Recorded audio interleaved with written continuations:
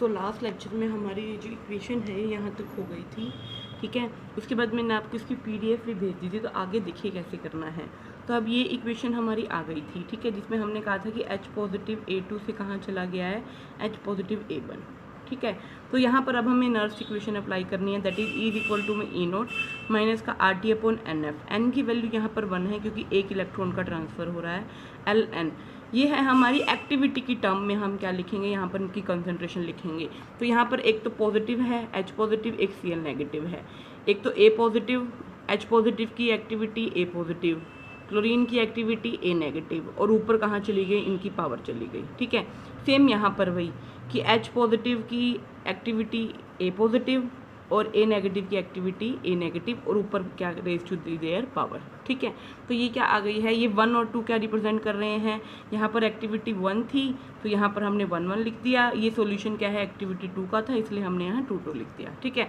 हमें पता है यहाँ पर E0 की वैल्यू 0 होती है तो 0 पुट कर दिया। ये इक्वेशन आ गई। आप इनको ऐड करोगे जब, पावर्स क्या हो जाती हैं, ऐड हो जाएंगी। तो A plus minus 2T negative हो गया ये, और यहाँ पर भी A प्लस माइनस क्या हो गया, ये 2T नेगेटिव हो गया। बस डिफरेंस कहाँ है, यहाँ 1 था और यहाँ पर क्या था, 2 था, ठीक है। तो यहाँ पर अब देखिए, अब ये हो गया E इज इक्वल टू में E cell is equal to में minus RT upon F LN। तो अब यहाँ पर आप पूरे की पावर भी लिख सकते हैं, पूरे की पावर लिख दी। तो ये हमारी क्या आ गई, अब ये 2T नेगेटिव पावर ऊपर है, लोग की पावर ऊपर होती है तो वो कहाँ आ जाती है, आगे आ जाती है, ठीक है। तो ये हो गया 2T negative RT divide by में F। ये आ गई EMF आ गई आपकी सेल की, किसकी, विद LJP की, ठीक है। लेकिन अगर सपोज करो LJP होती ही ना, मतलब जो सेंटर में जो पोटेंशियल डेवलप हो रहा है, अगर हम 2 सोल्यूशन अलग अलग कंसंट्रेशन के लेते ही ना, तो क्या सेंटर में वो हमारी जो है इलेक्ट्रिकल डबल लेयर फॉर्म होती, नहीं होती। तो हम ले लेते हैं, अगर हमारे पास जो है LJP ना होती तब हमारी EMF क्या आती, तब वो जो हमने 2 एक्स्ट्रा इक्वेशन ली थी EMF की वो आती ही ना। तो डायरेक्ट हमारे पास एक ये इक्वेशन होती है, एक ये, इन दोनों को आप ऐड करते तो ये क्या आ जाती है, आपकी ये इक्वेशन आ जाती है। तो इसका यूज़ करके EMF जब आप निकालोगे तो EMF की वैल्यू क्या आएगी आपके पास, सॉल्व करने के बाद आपके पास ये आएगी। तो अब ये जो EMF की वैल्यू आई है, ये वो EMF की वैल्यू है जब कोई भी LJP नहीं बन रही है, ठीक है। तो अब हम क्या है, अब हमें क्या निकालना है, लिक्विड जंक्शन पोटेंशियल की EMF निकालनी है। तो लिक्विड जंक्शन पोटेंशियल की EMF निकालने के लिए हमें क्या करना पड़ेगा कि हमें EMF जो क्या है LJP की साथ आई है, माइनस EMF जो विदाउट LJP आई है, ये विदाउट LJP है, पीछे LJP के साथ आई थी, दोनों को क्या करना पड़ेगा, माइनस करना पड़ेगा। जैसे ही माइनस करोगे तो क्या आ जाएगा आपके पास, लिक्विड जंक्शन पोटेंशियल की EMF आ जाएगी, ठीक है। तो ये देखिए दोनों इक्वेशंस को माइनस कर दिया। माइनस करने के बाद क्या होगा, अब यहाँ पर ये इक्वेशन आ गई हमारे पास। इक्वेशन आने के बाद यहाँ पर क्या है, ये कॉमन निकल रहा है, तो कॉमन निकाल लिया, ठीक है। तो अंदर क्या रह गया, 2T नेगेटिव माइनस का 1 रह गया, ठीक है। अब -1 को हम क्या लिख सकते हैं, T positive plus T negative क्या होता है, 1 होता है, तो 1 की जगह लिख दिया T पॉजिटिव T नेगेटिव, ठीक है। अब यहाँ पर जब आप सॉल्व करोगे तो आपके पास ये वैल्यू आ जाएगी, और इसी को हम क्या बोलते हैं, लिक्विड जंक्शन पोटेंशियल के EMF की वैल्यू बोलते हैं, ठीक है, हो जाएगा। उसके बाद आती है एप्लीकेशन क्या है इसकी। अच्छा, मैंने आपको कंसंट्रेशन सेल जो है वो शॉर्ट में बताया था, पर ये आपका कंप्लीट टॉपिक है जो हम कल के लेक्चर में क्या कर लेंगे, डिस्कस कर लेंगे, ठीक है। और इनकी जो है एप्लीकेशन भी जो है हम डिस्कस कर लेंगे, ठीक है। लेकिन इससे पहले हम क्या कर लेते हैं, इससे पहले मैं आपको करवा देती हूँ कि पोटेंशियोमेट्रिक टाइट्रेशंस क्या होती हैं, ठीक है। तो क्या होती है पोटेंशियोमेट्रिक टाइट्रेशन, सबसे पहले तो प्रिंसिपल आपको आना चाहिए, ठीक है। वो टाइट्रेशन जिनमें जो एंड पॉइंट है रिएक्शन का, वो हम क्या है, इलेक्ट्रोड पोटेंशियल के चेंज की रूप में मेज़र करते हैं, उसी को हम क्या बोलते हैं, पोटेंशियोमेट्रिक टाइट्रेशन बोलते हैं। क्या बोला कि जिसमें देखो पोटेंशियोमेट्रिक टाइट्रेशन में जो हम एंड पॉइंट निकालते हैं किसी भी रिएक्शन का, वो किसकी टर्म में निकालते हैं, इलेक्ट्रोड पोटेंशियल की टर्म में निकालते हैं।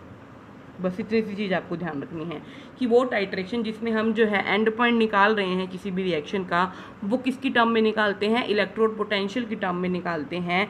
उन्हीं को हम क्या बोलते हैं, पोटेंशियोमेट्रिक टाइट्रेशन बोलते हैं।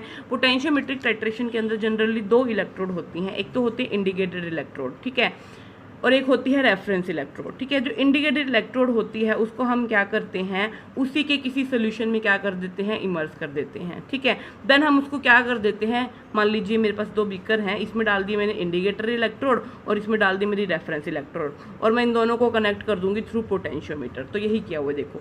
फिर इंडिकेटर इलेक्ट्रोड को पेयर करते हैं रेफरेंस इलेक्ट्रोड की तरह, ठीक है, साथ, और फिर क्या करते हैं, दोनों को कनेक्ट करते हैं पोटेंशियोमीटर से। फिर धीरे धीरे हम क्या है, टाइट्रेशन कैरी आउट करवाने लगते हैं। मान लो मैंने नीचे एसिड लिया हुआ है, तो मैं ऊपर से बेस डालना शुरू करूँगी, तो एसिड बेस टाइट्रेशन हो जाएगी। तो अब मैं क्या करूँगी, जैसे जैसे टाइट्रेशन कैरी आउट करूंगी तो कंसंट्रेशन में चेंज आएगा आयन की।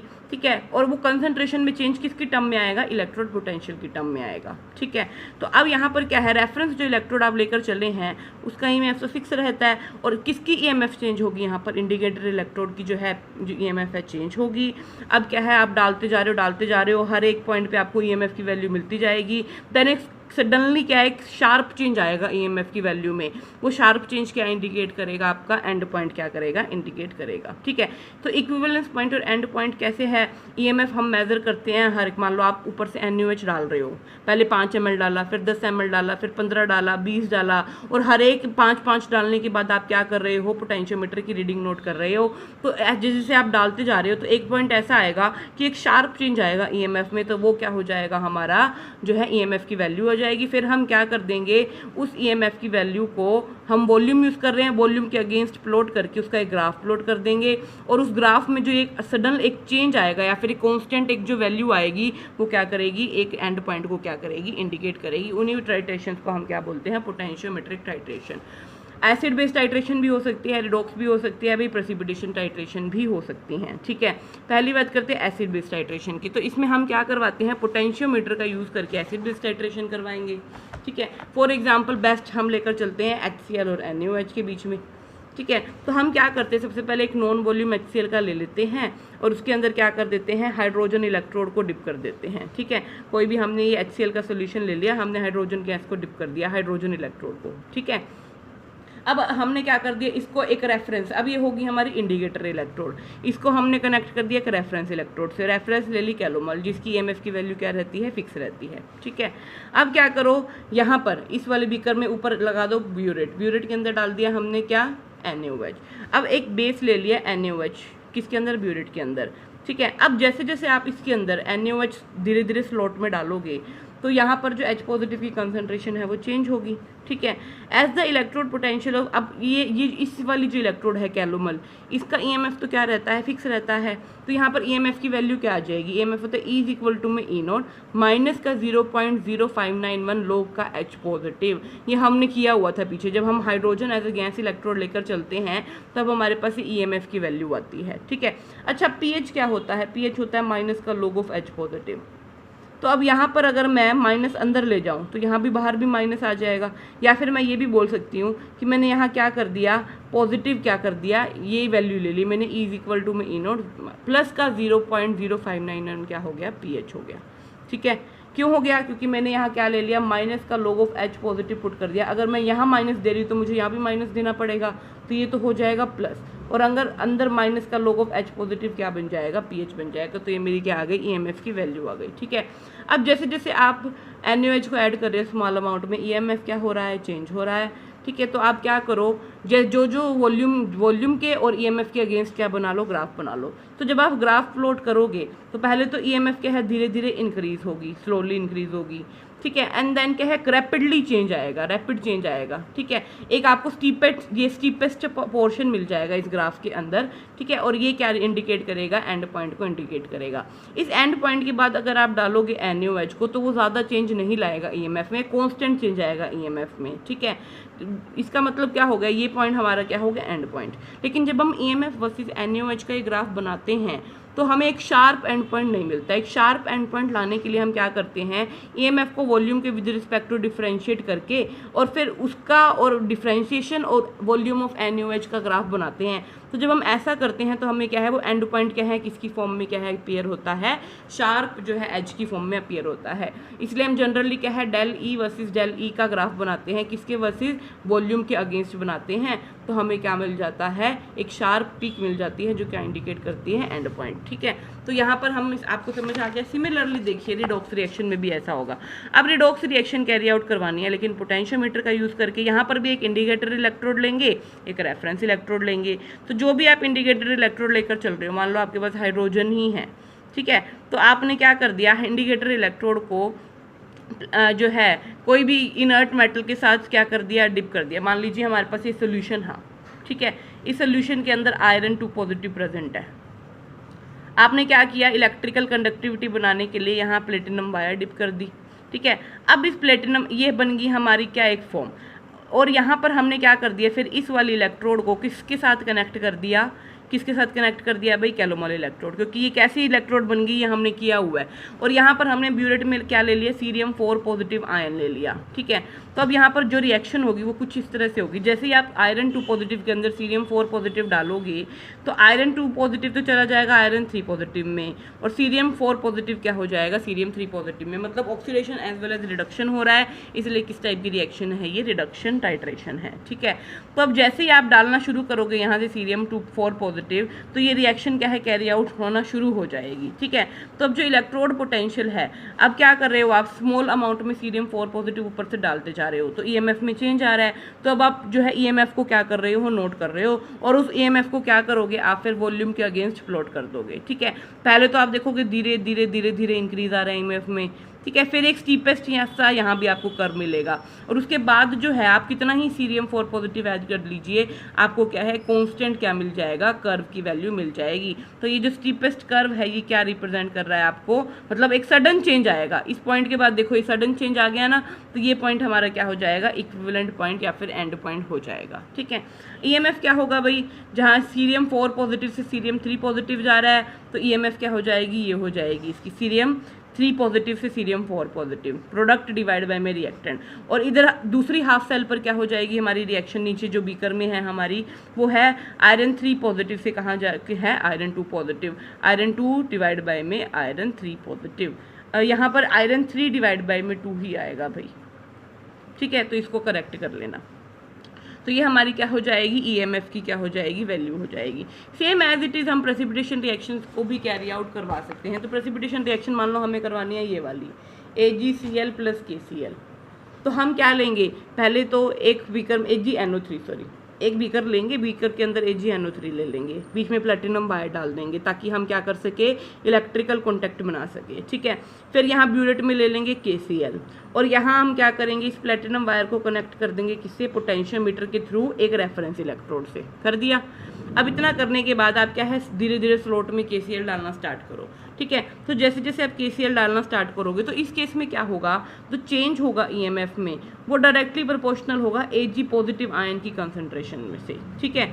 तो जो चेंज होगा वहाँ पर क्या होगा, इस रिएक्शन के अंदर जो चेंज आएगा ईएमएफ में वो क्या है, डायरेक्टली होगा किसके, Ag पॉजिटिव आयन की कंसंट्रेशन के, ठीक है। तो जैसे जैसे आप इंडिकेटर इलेक्ट्रोड है ये जो हमारी ये वाली, इसके अंदर जो रिएक्शन हो रही है वो ये हो रही है कि इसके अंदर ये नीचे जो Ag पॉजिटिव है वो एक इलेक्ट्रॉन गेन कर रहा है, और वो किस में कन्वर्ट हो रहा है, Ag सॉलिड में क्या हो रहा है, कन्वर्ट हो रहा है। इसका मतलब कि जैसे जैसे आप क्या डालते जाओगे, ऊपर से KCl डालते जाओगे, ज़्यादा से ज़्यादा Ag पॉजिटिव किस में कन्वर्ट हो जाएगा, Ag में। तो पहले आपको क्या देखने को मिलेगा, ग्राफ में एक शार्प डिक्रीज देखने को मिलेगा ऐसे, मतलब ये ग्राफ क्या होगा, धीरे धीरे क्या करेगा, डिक्रीज करेगा।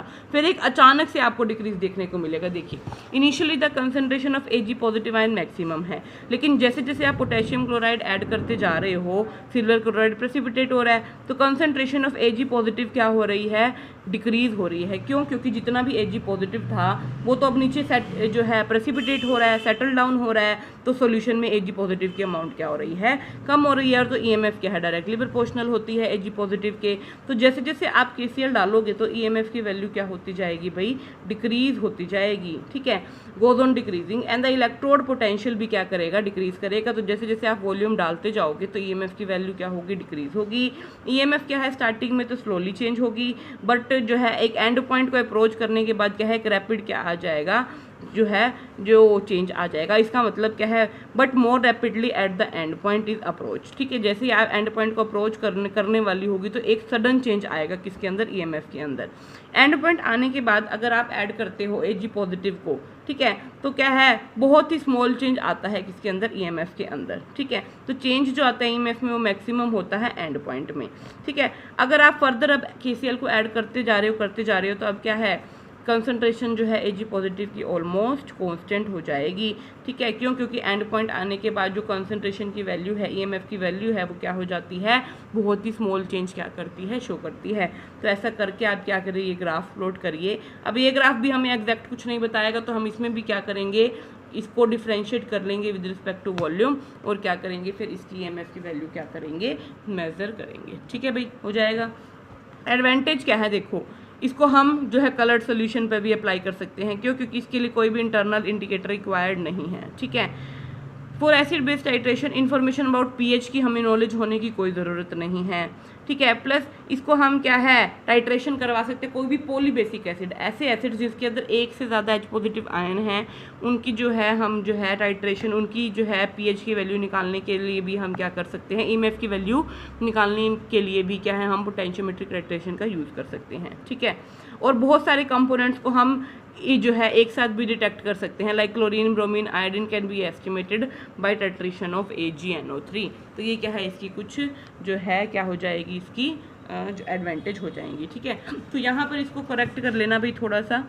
ठीक है, क्योंकि यहाँ पर माइनस लगाया हुआ है इसने, तो या तो यहाँ प्लस लगाता कि Fe3 पॉजिटिव से कहाँ जाएगा, Fe2 पॉजिटिव। ठीक है, प्रोडक्ट डिवाइड बाय में रिएक्टेंट आएगा। ठीक है, तो ये रिएक्शन थोड़ी सी करेक्ट कर लेना यहाँ पर, तो हो जाएगा।